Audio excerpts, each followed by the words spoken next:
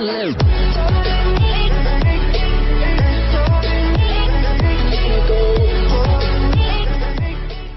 Lankan authorities have confirmed they had prior information of an imminent attack on churches up to 10 days before the Easter Sunday bombings claimed the lives of more than 200 people.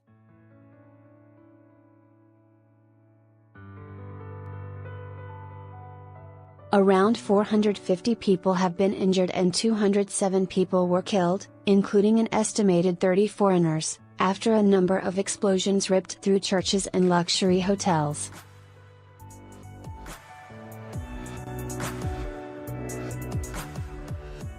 FAT said this morning that one Australian had been injured in the attacks and that diplomats were offering consular assistance.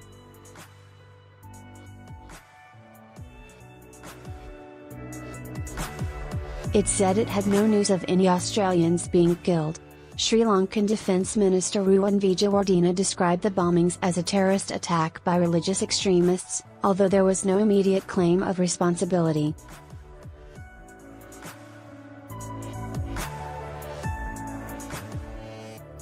He said most of the bombings were believed to have been suicide attacks.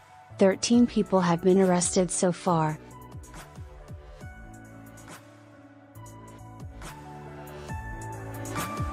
Prime Minister Ranil Wickremesinghe acknowledged the government had some prior information of the attack, though ministers were not told.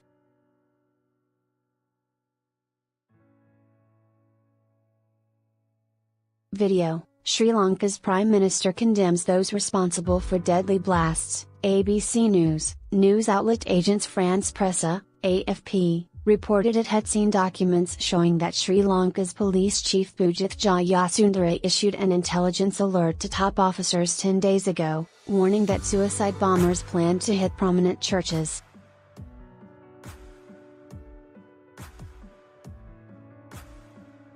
A foreign intelligence agency has reported that the NTJ, National Tawhid Jamaat, a radical Muslim group in Sri Lanka, is planning to carry out suicide attacks targeting prominent churches as well as the Indian High Commission in Colombo, the alert said, according to AFP.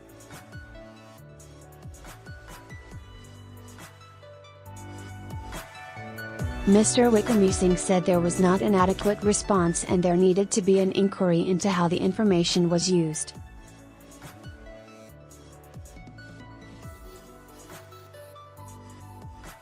External link, tweet Darisha, State Minister/Defense at Ruwan Vijayawardena urges media not to publicize names of today's attackers.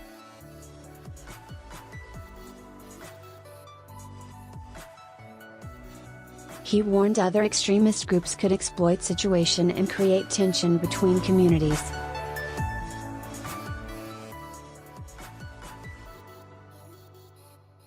Don't give extremists a voice.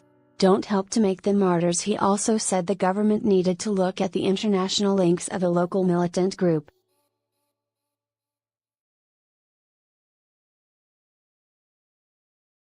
He cited a foreign intelligence service as reporting that a little-known Islamist group was planning attacks.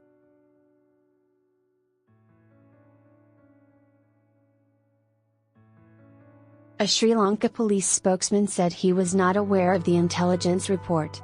Local Christian groups said they faced increasing intimidation from some extremist Buddhist monks in recent years.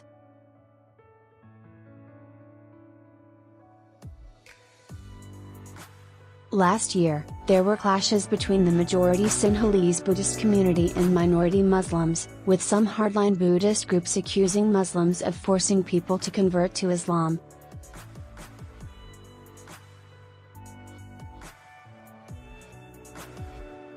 There was blood everywhere. More than 50 people were killed in St. Sebastian's Gothic-style Catholic church in Kachawapattia, north of the capital of Colombo, a police official told Reuters, with pictures showing bodies on the ground, blood on the pews and a destroyed roof.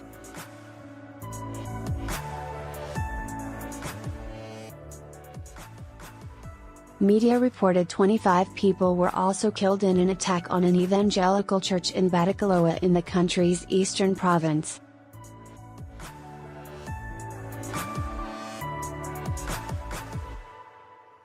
Police said one blast struck a hotel in Dihiwela, near Colombo, while a military spokesman confirmed another in Matagoda on the outskirts of the capital.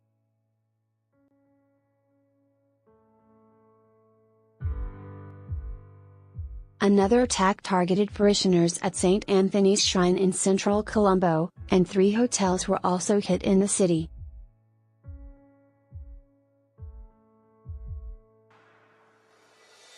Eyewitnesses reported harrowing scenes from Colombo.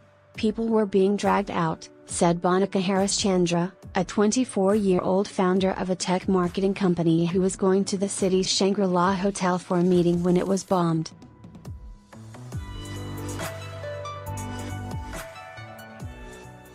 People didn't know what was going on. It was panic mode. External link, tweet Mongala Samaravira, in the midst of this tragedy, it's reassuring to see the outpouring of solidarity as people donate blood.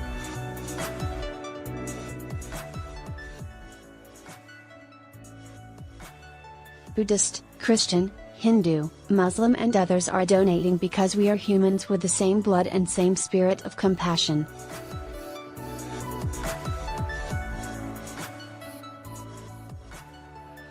Nobody can deny our common humanity. One churchgoer, who gave their name as Sylvester, described chaotic scenes as the bombs went off.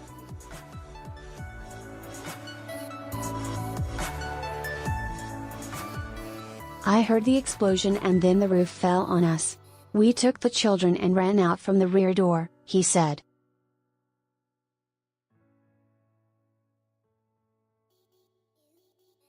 But when I came to the hospital I saw my brother-in-law and son on the ground. Mongala Karunaratne, a Colombo resident, said the community was in disbelief.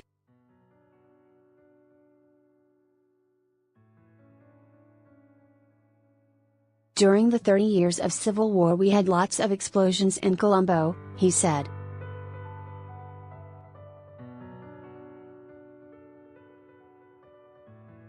But it's been 10 years of peace and we got used to that. So that's why it's really surprising and shocking.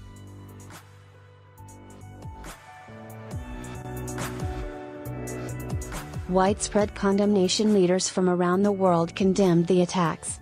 External link, tweet Ranil Wickremesinghe. U.S. Secretary of State Mike Pompeo said several Americans were killed and that these vile attacks are a stark reminder of why the United States remains resolved in our fight to defeat terrorism.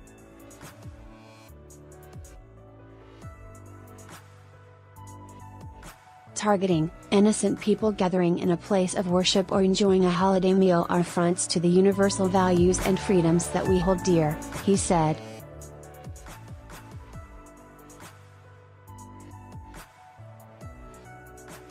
Three Indian citizens and 5 Britons were killed in the blasts, and Prime Ministers Narendra Modi and Theresa May offered their condolences.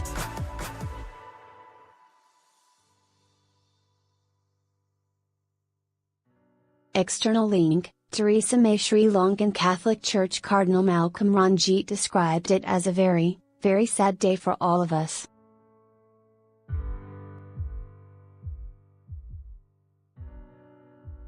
I would also like to ask the government to hold a very impartial, strong inquiry and find out who is responsible behind this act and also to punish them mercilessly because only animals can behave like that.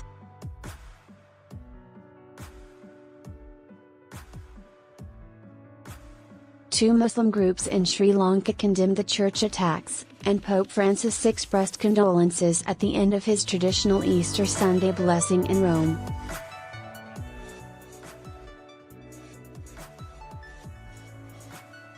Video, Pope condemns Sri Lanka Easter attacks as cruel violence. ABC News, I learned with sadness and pain of the news of the grave attacks, he said in his Easter Sunday message.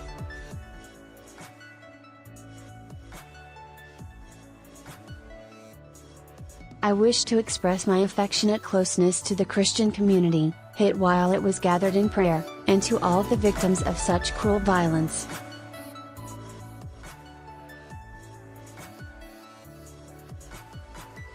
On Twitter, Turkish President Tayyip Erdogan called the Sri Lankan terror attacks an assault on all humanity, while Israeli President Reuven Rivlin described them as a despicable crime.